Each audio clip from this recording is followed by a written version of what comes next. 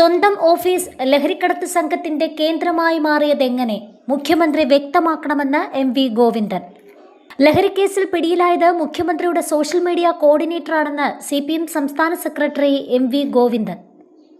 സംഭവം ഗൗരവമുള്ളതാണെന്നും ആരാണെന്നും മനസ്സിലാക്കിയിരുന്നെങ്കിൽ പിടിക്കില്ലായിരുന്നുവെന്നും അദ്ദേഹം പറഞ്ഞു. ദൃശ്യങ്ങൾ സഹിതമായിരുന്നു വാർത്താ സമ്മേളനം. മുഖ്യമന്ത്രിയുടെ ഓഫീസിന്റെ സ്ഥിരം സന്ദർശകരാണ് പിടിയിലായവർ. ലഹരി വിമുക്ത പ്രവർത്തനങ്ങൾ നടത്തേണ്ടവർ ലഹരിക്കടത്തിന് നേതൃത്വം നൽകുന്നു. സോഷ്യൽ മീഡിയയിൽ നിന്ന് ദൃശ്യങ്ങൾ നീക്കാൻ മെറ്റയെ ബന്ധപ്പെട്ടിരിക്കുകയാണെന്നും എം.വി. ഗോവിന്ദൻ ആരോപിച്ചു. പ്രധാനമന്ത്രി നരേന്ദ്രമോദി സ്വീകരിക്കുന്ന അതേ പാതയാണ് V.D. സതീശനും പിന്തുടരുന്നത്. തനിക്കെതിരെ ഉയരുന്ന വിമർശനങ്ങളിൽ നിന്ന് രക്ഷപ്പെടാൻ അദ്ദേഹം മെറ്റയെ ദുരുപയോഗം ചെയ്യുകയാണെന്നും എം.വി. ഗോവിന്ദൻ ആരോപിച്ചു. കേരളത്തിലെ ദുരിതമനുഭവിക്കുന്ന വിഭാഗങ്ങളിലൊന്നായ മത്സ്യത്തൊഴിലാളികളുടെ പ്രശ്നങ്ങളിൽ സംസ്ഥാന സർക്കാർ കടുത്ത അവഗണനയും അനാസ്ഥയുമാണ് കാണിക്കുന്നതെന്ന് അദ്ദേഹം പറഞ്ഞു. കടലിൽ കാണാതായവർക്കുള്ള ധനസഹായത്തിന് 7 വർഷം കാത്തിരിക്കണമെന്ന വ്യവസ്ഥ ആദ്യമായി മാറ്റിയെന്ന് സതീശൻ പറയുന്നത് തെറ്റാണെന്നും അദ്ദേഹം പറഞ്ഞു. ഓഖി കാലത്ത് നിയമം മറികടന്നാണ് സഹായം വിതരണം ചെയ്തത്. മത്സ്യത്തൊഴിലാളികൾക്ക് സാറ്റലൈറ്റ് ഫോണും റീചാർജ് സൗകര്യവും നൽകണമെന്നും അദ്ദേഹം ആവശ്യപ്പെട്ടു. രക്ഷാപ്രവർത്തനത്തിന് പരിശീലനം നേടി പിരിച്ചുവിട്ട 200ഓളം പേരെ അടിയന്തരമായി തിരിച്ചെടുക്കണം. കടലിൽ രക്ഷാപ്രവർത്തനത്തിന് ഉപയോഗിക്കുന്ന തരം ആംബുലൻസ് പുനഃസ്ഥാപിക്കണമെന്നും എം.വി. ഗോവിന്ദൻ ആവശ്യപ്പെട്ടു.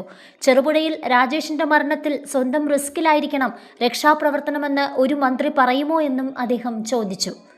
ചരിത്രത്തിലില്ലാത്ത വിധത്തിലുള്ള രക്ഷാപ്രവർത്തനമാണ് തുടക്കം മുതൽ നടത്തിയെന്ന മുഖ്യമന്ത്രിയുടെ പ്രസ്താവന പൂർണ്ണമായും നുണയാണ്. രക്ഷാപ്രവർത്തനത്തിന് ലഭിക്കേണ്ടിയിരുന്ന സുപ്രധാന ദിനങ്ങൾ സർക്കാർ പാഴാക്കി കളഞ്ഞതായി കാണാതായവരുടെ കുടുംബങ്ങൾ തന്നെ ആരോപിക്കുന്നുണ്ട്.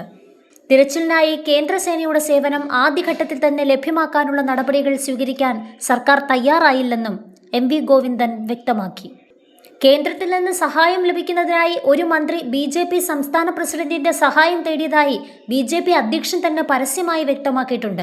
കേന്ദ്രസേനയുടെ സേവനത്തിനായി ഒരു മന്ത്രി എന്തിനാണ് BJP സംസ്ഥാന അധ്യക്ഷന്റെ സഹായം തേടിയതെന്നും BJP സംസ്ഥാന പ്രസിഡന്റ് കേന്ദ്ര സംസ്ഥാന സർക്കാരുകൾക്കിടയിൽ ഒരു ഇടനിലക്കാരനായി മാറിയെന്ന് വേണം ഇതിലൂടെ മനസ്സിലാക്കേണ്ടതെന്നും എം.വി. ഗോവിന്ദൻ കുറ്റപ്പെടുത്തി.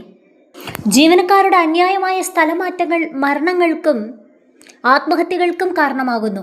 മുഖ്യമന്ത്രി ഭരണകക്ഷി സർവീസ് സംഘടനയുടെ താൽപര്യത്തിനനുസരിച്ചല്ല പ്രവർത്തിക്കേണ്ടതെന്നും എം.വി. ഗോവിന്ദൻ ഓർമ്മിപ്പിച്ചു.